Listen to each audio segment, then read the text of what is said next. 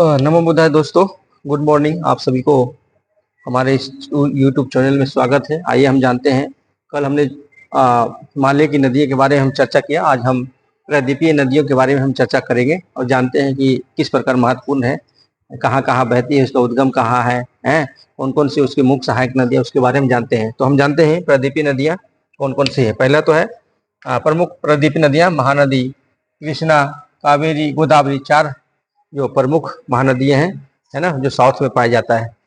अब आइए हम जानते सबसे पहली नदी महानदी। महानदी की लंबाई 860 किलोमीटर है। इसका उद्गम क्या है? छत्तीसगढ़ की उच्च भूमि से निकलती है, उड़ीसा में बहते हुए बंगाल की खाड़ी में मिल जाती है। कहाँ मिल जाती है? बंगाल की खाड़ी में मिल जाती है। ठीक है, आपको याद रखना है कहाँ मिलती है। अब इसका अपवाद कहाँ है? महाराष्ट्र, छत्तीसगढ़, झारखंड एंड उड़ीसा। मैंने शॉर्टकट में लिखा कि स्पेस कम लगेगा, तो शॉर्टकट में आप सब जानते हैं। एम से महाराष्ट्र, एच से महाराष्ट्र, सी से छत्तीसगढ़, जे से झारखंड एंड ओडी से उड़ीसा। तो चार स्टेट है जहाँ पे इसकी अब्बाह द्रोणी प्रवाहित होती है, इसकी नदी धारा। भाई जानते हैं कृष्णा। कृष्णा की लंबाई 1400 किलोमीटर है। इसका उद्गम कहाँ? महाराष्ट्र के पश्चिमी घाट के महाबलेश्वर के निकट से निकलती है, निकलकर बंगाल की खाड़ी में गिर जाती है। दोनों क्या है?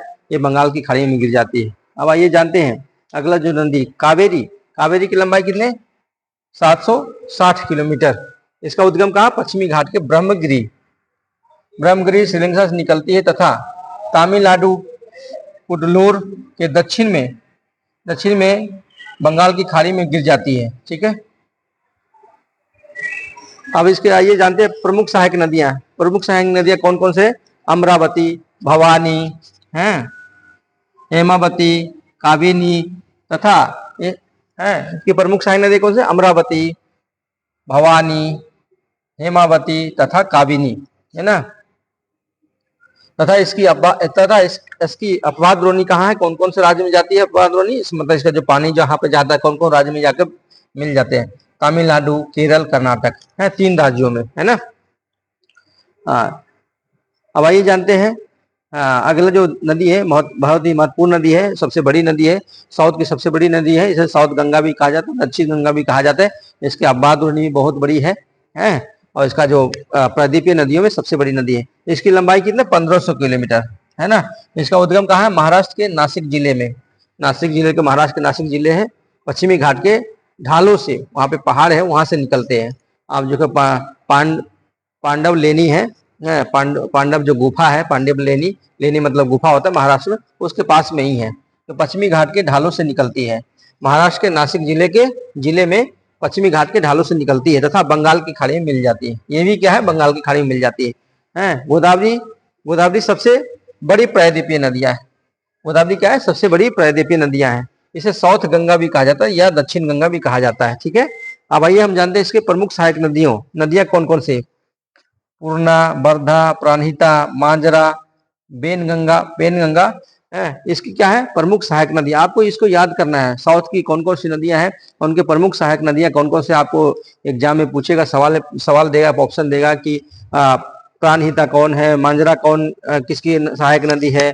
आपको इधर क्या बोलता है, कावेरी का पूछ देगा, आपका कृष्णा का पूछ देगा, कहाँ कहाँ से निकलते हैं, इसका उद्गम क्या है। तो क्या है? प्रमुख नदी पूर्णा, वर्धा, प्राणहिता, मांजरा, पेनगंगा।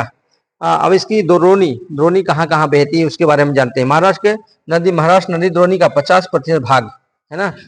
इसका जो उद्गम का 50% भाग क्या है? महाराष्ट्र नदी द्रोणी में बहती है। उसके बाद कौन कौन से राज्य में है?